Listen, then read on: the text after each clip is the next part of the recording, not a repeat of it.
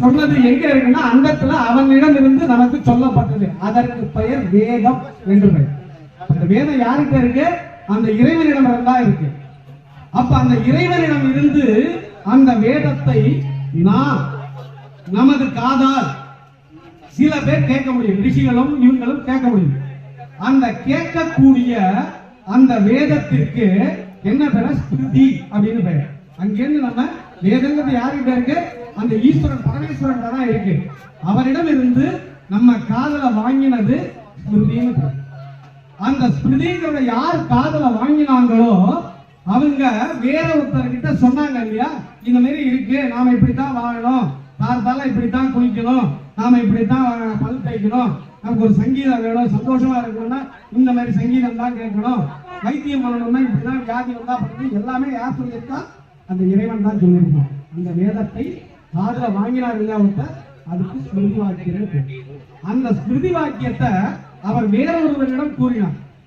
அதற்கு பெயர் ஆம்நாயம்னு பெயர். அவர் அதை எழுதி வைத்து விட்டு சென்றார்.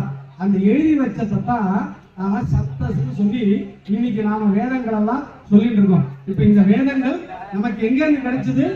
அந்த ஈஸ்வரன் பரமேஸ்வரன் அந்த பரபிரம்மத்திலிருந்து தான் கிடைச்சது. அதுல இருந்து ஒரு துளி காதல வாங்கி ஸ்மிருதி வாக்கியமாக வாங்கி அதை ஆண்நாயமாக அடுத்தவர்களை சொல்லி அவர் எழுதி வைத்தது தான் நாம இன்று கடைபிடித்துக் கொண்டுள்ளோம். அவ்வாறு கடைபிடித்த அந்த வேதங்கள் அதுல எல்லாமே இருக்குன்னு சொல்லலையா, வைத்தியம் சங்கீதம் எல்லாமே அதை நாம எப்படி வாழணும்ன்றதான் இருக்கு. அந்த 4 வேதங்களாக அதை பிரிச்சாங்க. அந்த 4 வேதங்களையும் இப்பொழுது நமது மகா கணபதியின் இந்த யாகசாலையிலே 4 துவாரங்களாக 4 வாசப்படிகளாக வைத்து நாம் பூஜை செய்தோம். அப்ப நம்ம எங்க இருந்து கிடைச்சது? நமக்கு ஸ்மிருதி. இந்த ஸ்மிருதி ஆம்நாயமாக கிடைத்ததை நாம சந்தஸாக எடுத்து நம்ம இந்த இடத்துல சொல்லிடுறோம்.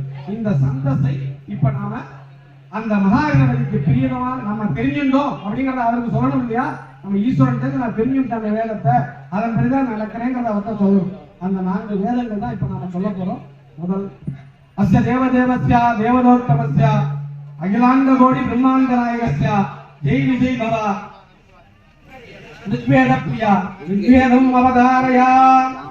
ओम अग्निमीले पुरोहितं यज्ञस्य देववृद्धयो